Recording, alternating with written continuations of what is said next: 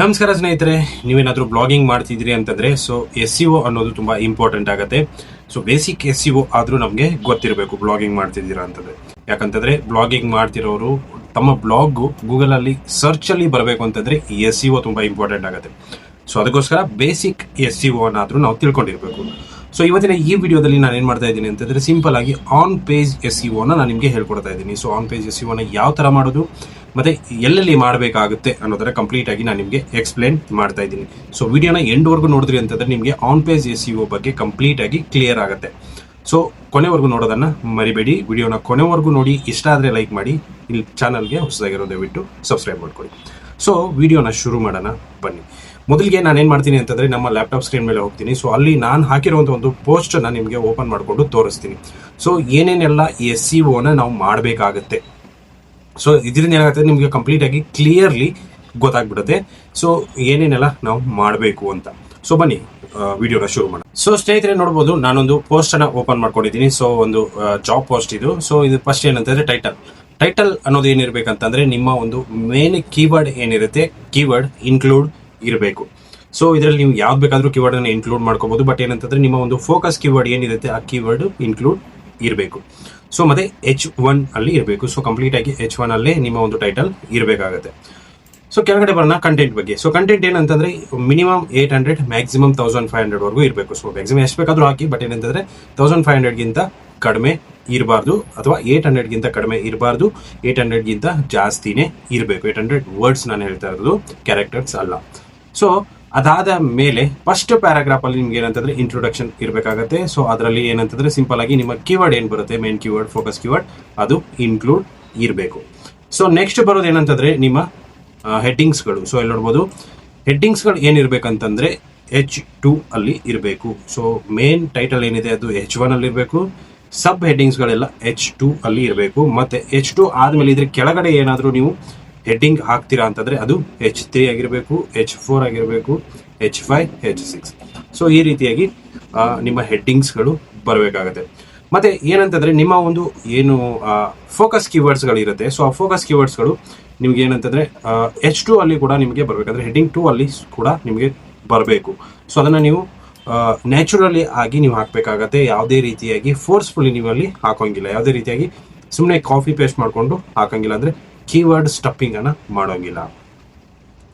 Next ನಾವು ಕೆಳಗಡೆ ಬಂದ್ವಿ ಅಂತಂದ್ರೆ ಸಿಂಪಲ್ ಆಗಿ ಇಂಟರ್ನಲ್ ಲಿಂಕ್ಸ್. ಇಲ್ಲಿ ನೋಡ್ಬೋದು, ನಾನು ಆಲ್ಸೋ ರೀಡ್ ಅಂತ ಹಾಕ್ಬಿಟ್ಟು ಒಂದು ಇಂಟರ್ನಲ್, ನಾನು ಒಂದು ಬೇರೆ ಬ್ಲಾಗ್ ಪೋಸ್ಟ್ ಅನ್ನ ಲಿಂಕ್ ಅನ್ನ ಇಲ್ಲಿ ಹಾಕಿದ್ದೀನಿ.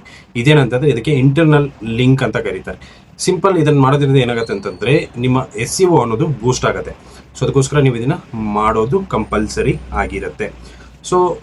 ಇದೇನಂತಂದ್ರೆ ಇಂಟರ್ನಲ್ ಲಿಂಕಿಂಗ್ ಆಯಿತು. ಅದಾದ ಮೇಲೆ ಕೆಳಗಡೆ ಬರೋಣ. ಕೆಳಗಡೆ ಬಂದಾದ ಮೇಲೆ ನಿಮಗೆ ಎಕ್ಸ್ಟರ್ನಲ್ ಲಿಂಕ್ಗಳು ಇಲ್ಲಿ ನೋಡೋದಕ್ಕೆ ಸಿಗುತ್ತೆ. ಇದೇನಂತಂದ್ರೆ ಅರ್ಜಿ ಸಲ್ಲಿಸುವ ಲಿಂಕ್, ಇದೊಂದು ಎಕ್ಸ್ಟರ್ನಲ್ ಲಿಂಕ್, ಅಂದ್ರೆ ಹೊರಗಡೆ ಲಿಂಕ್. ಇದು ಇಲ್ಲಿ ಕ್ಲಿಕ್ ಮಾಡಿದ್ರೆ ಅಂತಂದ್ರೆ ಇದೊಂದು ಬೇರೆ ವೆಬ್ಸೈಟ್ಗೆ ಹೋಗುತ್ತೆ. ಅದನ್ನ ಎಕ್ಸ್ಟರ್ನಲ್ ಲಿಂಕ್ ಅಂತ ಕರಿತೀವಿ.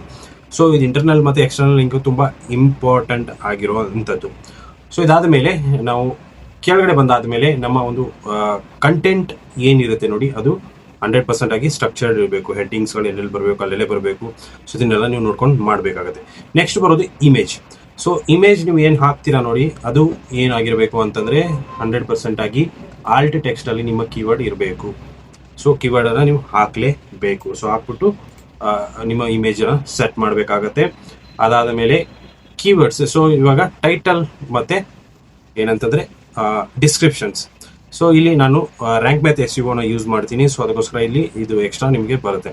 ಎಡಿಟ್ ಸ್ನಿಪೆಟ್ ಮೇಲೆ ನಾನು ಕ್ಲಿಕ್ ಮಾಡ್ಕೊಂಡು ಏನು ಮಾಡ್ತೀನಿ ಅಂತಂದ್ರೆ ಸಿಂಪಲ್ ಆಗಿ ಟೈಟಲ್ ನೋಡ್ಬೋದು, ಆಟೋಮೆಟಿಕಲಿ ಬಂದಿರುತ್ತೆ. ಪರ್ಮಾಲಿಂಕ್ ಕೂಡ ಆಟೋಮೆಟಿಕ್ ಬಂದಿರುತ್ತೆ, ನೀವು ಸೆಟ್ಟಿಂಗ್ಸ್ ಮಾಡಿರ್ತೀರಾ. ಡಿಸ್ಕ್ರಿಪ್ಷನ್ ನೋಡ್ಬೋದು. ನಾನು ಡಿಸ್ಕ್ರಿಪ್ಷನ್ ಏನು ಮಾಡಿದ್ದೀನಿ ಅಂತಂದ್ರೆ ಸಿಂಪಲ್ ಆಗಿ ಫಸ್ಟ್ ಪ್ಯಾರಾಗ್ರಾಫ್ ಅಲ್ಲಿ ನಾನು ಇಂಟ್ರೊಡಕ್ಷನ್ ಏನು ಕೊಟ್ಟಿರ್ತೀನಿ, ಇಂಟ್ರೊಡಕ್ಷನ್ ಅದನ್ನ ಕಂಪ್ಲೀಟ್ ಆಗಿ ಇಲ್ಲಿ ಕಾಪಿ ಪೇಸ್ಟ್ ಮಾಡ್ತೀನಿ.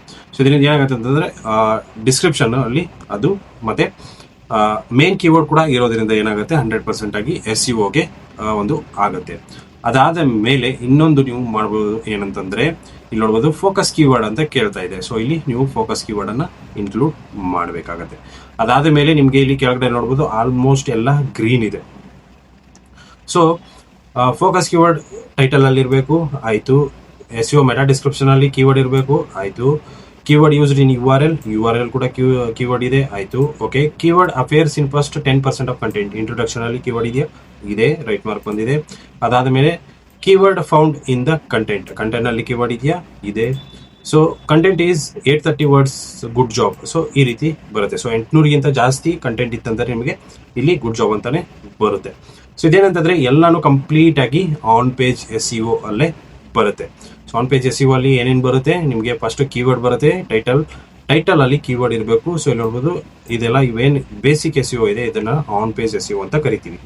ಸೊ ಮತ್ತೆ ಅಡಿಷನ್ ಇಲ್ಲಿ ಏನಿದೆ ಅಂತಂದ್ರೆ ನಿಮಗೆ ಇಮೇಜಸ್ ಆಗಿರ್ಬೋದು, ಹೆಡ್ಡಿಂಗ್ಸ್ ಆಗಿರ್ಬೋದು, ಅದನ್ನೆಲ್ಲ ನೀವು ಕಂಪ್ಲೀಟ್ ಆಗಿ ಮಾಡಬೇಕಾಗುತ್ತೆ. ಇಮೇಜಸ್ ಹಾಕ್ತೀರಾ ಅಂತಂದ್ರೆ ಆಲ್ಟ್ ಟೆಕ್ಸ್ಟ್ ಅನ್ನ ಕಂಪಲ್ಸರಿಯಾಗಿ ಹಾಕ್ಬಿಟ್ಟು ನೀವು ಹಾಕಬೇಕಾಗುತ್ತೆ. ಸೊ ನೀವು ರ್ಯಾಂಕ್ ಮ್ಯಾಥ್ ಅಥವಾ ಯೋಸ್ಟ್ SEO ನ ಯೂಸ್ ಮಾಡ್ತಿದ್ರಿ ಅಂತಂದ್ರೆ 100% ಆಗಿ ರ್ಯಾಂಕ್ ಮ್ಯಾಥ್ SEO ಅದಂದ್ರೆ ಬೇಸಿಕ್ SEO ನ ನೀವು ಮಾಡೋದಕ್ಕೆ ಈಸಿ ಆಗುತ್ತೆ. ಸೊ ಗ್ರೀನ್ ಬರೋವರೆಗೂ ನೀವು SEO ಮಾಡಿದ್ರಿ ಅಂತಂದ್ರೆ ಸಾಕು. ಹಾಗಂತ ಕೀವರ್ಡ್ಸ್ ಅನ್ನ ಸ್ಟಫಿಂಗ್ ಮಾಡೋದಕ್ಕೆ ಹೋಗಬೇಡಿ. ಸೊ ಸಿಂಪಲ್ ವಿಡಿಯೋ ಇಷ್ಟ ಆಗಿದೆ ಅನ್ಕೊಂಡಿದ್ದೀನಿ, ಮತ್ತೆ ಅರ್ಥ ಕೂಡ ಆಗಿದೆ ಅನ್ಕೊಂಡಿದ್ದೀನಿ. ಸೊ ಇಷ್ಟು ಇವತ್ತಿನ ವಿಡಿಯೋ ಇಷ್ಟ ಆಗಿದ್ರೆ ಲೈಕ್ ಮಾಡಿ, ಚಾನಲ್ಗೋಸ್ಕರ ಸಬ್ಸ್ಕ್ರೈಬ್ ಮಾಡಿ. ಸಿಗೋಣ ಮುಂದಿನ ವಿಡಿಯೋದಲ್ಲಿ. Thanks for watching.